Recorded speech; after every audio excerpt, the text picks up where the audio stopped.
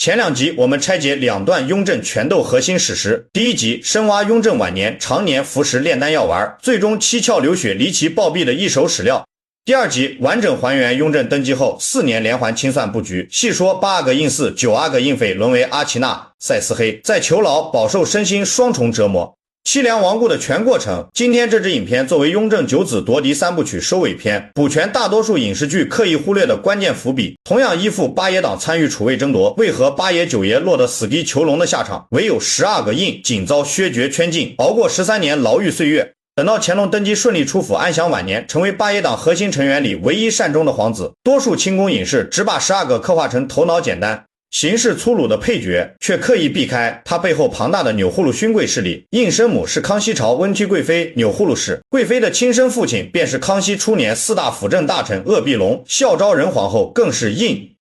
的亲姨母。钮祜禄一族从努尔哈赤起兵时便跟随皇室征战，累世与爱新觉罗联姻，镶黄旗内遍布家族文武官员，满洲勋贵根基盘根错节，牵一发便动摇整个朝堂格局。雍正刚从9子夺嫡的混乱局势稳住皇位，全国新政推行，还饱受宗室与旧勋贵阻挠。一旦此时对身负钮祜禄血脉的胤痛下杀手，等同直接和满洲开国勋贵全面对立，极易引发全族联合抵制，动摇大清刚刚平稳的统治根基。擅长权衡利弊的雍正绝不会为一个没有威胁的皇子承担如此巨大的政治风险，这也是胤能够保住性命最底层的保障。除去强大母族的护身底牌，胤自身豪独立争储威胁是雍正放下杀心的第2关键。我们对比几位八爷党核心便能一目了然。8阿哥胤祀善恩笼络满朝百官，民间与朝堂皆有八贤王的美名。9阿哥胤匪家底雄厚，手握大量银钱，常年为党羽提供财力支撑。14阿哥胤省坐镇西北，手握数十万边疆兵马，军中威望无人能及。再看10阿哥胤，全程只是跟随8阿哥附和的跟班，读书办事毫无长处，既没有经营人脉的头脑，也没有积累私产、调动兵马的实力，所有夺储举动全是听从胤祀安排。自身从无独立谋划储位的野心，康熙在位数10年，多次指派皇子处理旗务、巡视地方、打理朝堂重差，胤每次办事都漏洞百出。康熙纵然顾及其母族家事，册封他为敦郡王，也从未交付任何核心政务兵权。雍正透过多年暗中观察，早已判定胤就算长期圈禁，也无法组织势力威胁皇权，自然无需斩草除根。第3层决定命运的细节是胤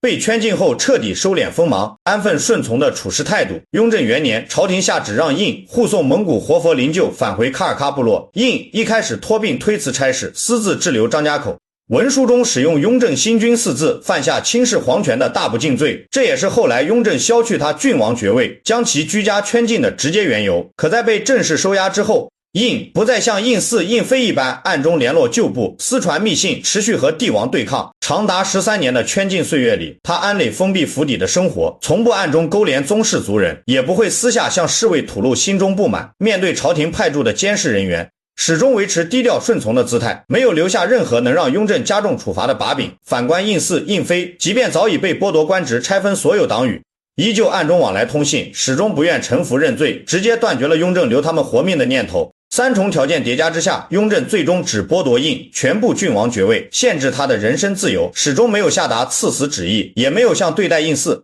胤匪一般摘除他宗室皇带，强行赐予侮辱性满文名号。雍正13年，雍正帝在圆明园骤然离世。乾隆皇帝继位之后，为了缓和皇室内部常年积压的宗室矛盾，安抚众多对雍正清算政策心存不满的爱新觉罗族人，乾隆2年专门下旨，将长期圈禁的胤释放出府，恢复其辅国公品级。此时的胤早已被10余年封闭生活磨平所有年少锋芒，出府之后闭门锁居，从不参与任何朝堂政治，安心度过平静的晚年。乾隆6年，59岁的胤安然病逝，乾隆还特意下旨，以贝子等级的礼制为他操办全套丧葬事宜。纵观耗时数十年的9子夺嫡风波，八爷党核心成员大多落得囚牢折磨、生死异地的悲惨下场，唯有10阿哥胤依靠独特的钮祜禄世家背景、平庸无害的个人定位、圈禁后安分低调的处事方式，躲过雍正锋利的清算利刃，熬到新帝登基重获自由，成为这段冷血皇权斗争之中极为罕见的善终宗室。这段历史直白道破封建皇权最真实的运行规则。帝王从不会单纯因为私人仇怨屠戮宗室，所有宽恕与严惩永远围绕皇权稳定、朝堂势力制衡两大核心展开。任何皇室子弟的最终命运都由自身实力、背后家族势力、个人行事态度三者共同决定，不存在单纯的手足情分，只有永远权衡利弊的政治博弈。我们回头对比胤4、胤妃、胤3人完整人生经历，就能清晰看懂雍正处理八爷党时层次分明的布局思路。对矮手握人心、财权谋略、长期威胁皇权稳固的核心竞争者，雍正会步步设局，施加精神，肉体双重漫长折磨，直至对方在绝望之中离世。对暗己仅仅跟风依附，毫无独立威胁，又牵扯庞大勋贵族群的皇子，雍正便会选择保留性命，只用削爵圈禁剥夺他参政资格，既能拆分八爷党，震慑朝野宗室，又不会过度激化朝堂与世家之间的矛盾。这一套残酷与包容并存的清算手段，正是雍正隐忍数十年磨练出的帝王心术，也让后世透过12个印的独特结局，看懂九子夺嫡背后影视从不完整演绎的冰冷权衡。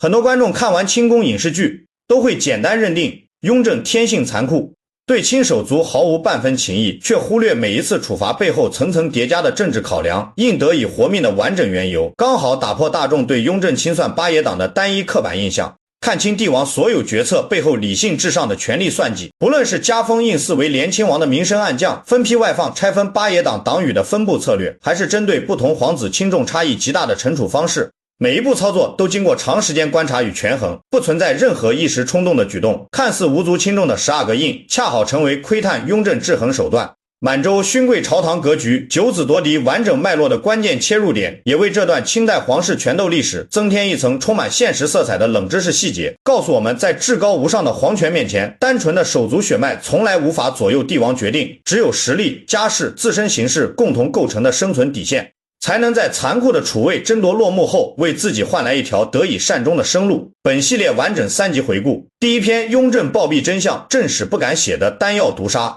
第二篇雍正4年清算连环计，阿奇娜、塞斯黑背后皇权碾碎手足的刺骨狠力。点击影片资讯卡片即可回看完整前作，串联看懂九子夺嫡全部权衡布局。你觉得12个能活命是强大钮祜禄家世更关键，还是自身平庸毫无威胁更重要？欢迎在评论区留下你的看法。喜爱清代正史解密，影视从不讲透的帝王心术冷知识，记得订阅频道微观人间，后续持续更新康乾时代皇室权斗完整系列。